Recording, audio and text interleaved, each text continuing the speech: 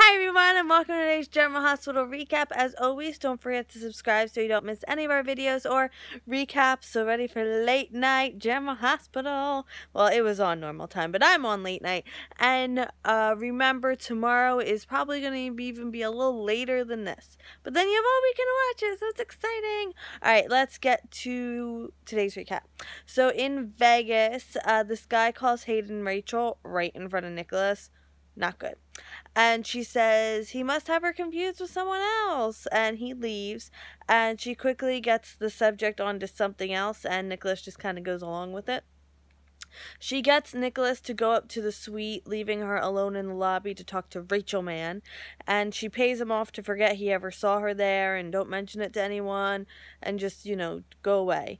And then she and Nicholas have a romantic wedding night. At the floating rib, Valerie and Dylan are friends, and they're gonna, I don't know, spend the evening together at the floating rib. I don't know what their plan was.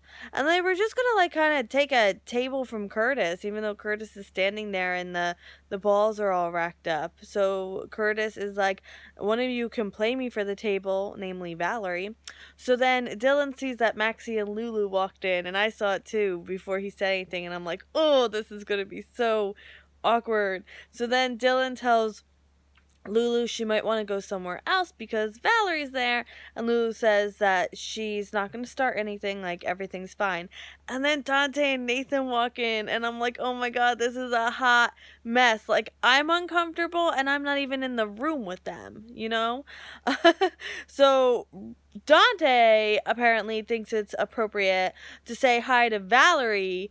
I was going to say before Lulu, but then he never even acknowledges Lulu's existence. So, whatever, but Valerie kind of brushes him off. Lulu holds strong that she isn't leaving. Maxie is going to ask Nathan to bring Dante somewhere else. And Lulu wants to get past everything so they can all move forward. And Lulu wants to apologize to Valerie for what happened. So Maxie wants Dante to just run away. Just go away, Dante. But he's ready for the awkwardness. I don't know. He's like, we're all going to have to move on. We live in the same town, this, that, and the other thing. It's like, yeah, but you don't have to do it right this second. And then Lulu is talking to Valerie, and Dante, is watching from the table. So Lulu apologizes, and it's really sincere. And it's, a good apology where she's taking responsibility for everything she did. And then Valerie doesn't accept, even though she, acknowledges how sincere Lulu's being. And she says that since Lulu wouldn't accept her mistakes, that she's not forgiving her. And, if I'm getting this right, Lulu is expected to accept Valerie's apology and, just get over it and move on.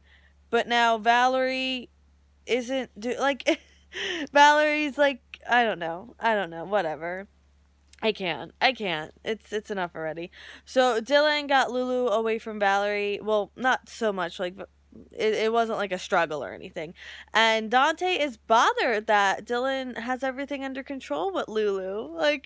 He's more bothered than when he sees Curtis with Valerie, just in my opinion personally. And then Curtis wants to hear about all the drama from Valerie. At the waterfront, Morgan actually pulls back, go figure, but then they move on and go back to Franco, Nina's, and Kiki's, whatever. So Franco left a note that she shouldn't wait up for him, so they're gonna have the place to themselves. So they stop and start having a romantic time, and she's afraid of screwing up their relationship by going too fast, so they decide to play board games, which just sounds like a lot of fun. I want to play board games, but then they play Scrabble, and that's one where you have to think a lot, so why do that? So he wants to make the Scrabble game more interesting, and the loser has to tell the winner their most embarrassing moment, or embarrassing thing, and he used to sleep with the stuffed rabbit, and what was the rabbit's name? And apparently we'll never know. So she managed to spell exquisitely with a double and triple word points, which is really awesome, and equaled 180 points. And then the evening kind of escalates. At the hospital, Jason comforts Elizabeth. Lucas gives them an update on the procedure. Everything's going fine, and he advises them to go home and get some rest because it's still going to be a few hours. but they don't want to leave. So she tells Jason that he doesn't have to stay just because she is, but he wants to stay, so he goes to get her, I thought food, but instead he brings back Cameron. So the kids at school made Jake a get well, we miss you card, which we're like, when, like, has a day happened, or are we still in the first night? I guess a day went by. I don't know. The timeline on General Hospital confuses me a little bit. So Cameron says that when Jake came back, he didn't feel like his brother, and Jason says that that's totally normal and it was an adjustment period, and Cam is afraid that Jake's gonna die and they won't have time to be like brothers, and that he also goes on to say, like, he was so young when Jake went away that it didn't make sense to him, and Jason says it didn't make sense to anybody when Jake went away the first time. Amen to that! Because I know I think we were doing recaps back then. I might have taken those, put those on private, because of, it was when we used to film the TV.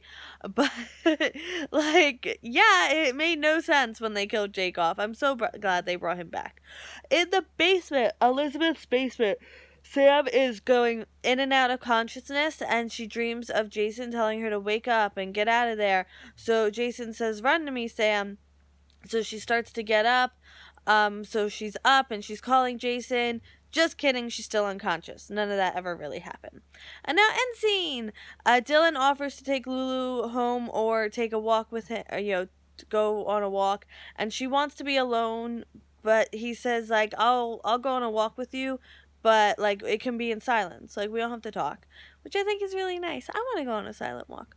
Valerie tells Curtis the whole story, and Curtis wants to take her to dinner, and sure, okay. And I hope Lulu and Valerie both move on and Dante is left all alone. That's what I want.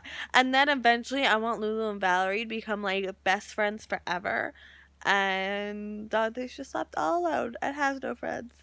But then I also want Lante to get back together. So if you could do all that for me, that'd be great. Thanks. So Dante leaves so Maxie and Nathan can have time together. Morgan stops the escalation with he and Kiki.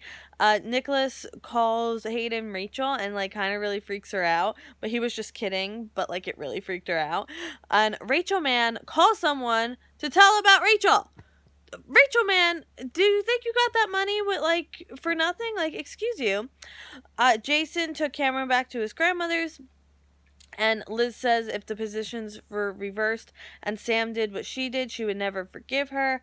And then there's a complication with Jake's surgery. Oh no, not good. Don't complicate his surgery. And Sam is still unconscious on the floor, and it's not looking good. So that was today's recap. Remember, tomorrow's is going to be super, super, super late. And, yeah, so maybe just watch it on Saturday. But I will see you tomorrow for more General Hospital. I hope you have a great day. And I hope you, well, no, I'll see you tomorrow. But I hope you have a good Friday, because I won't see you till, like, the end of Friday. So have a good Friday for me. All right. See you then. Bye.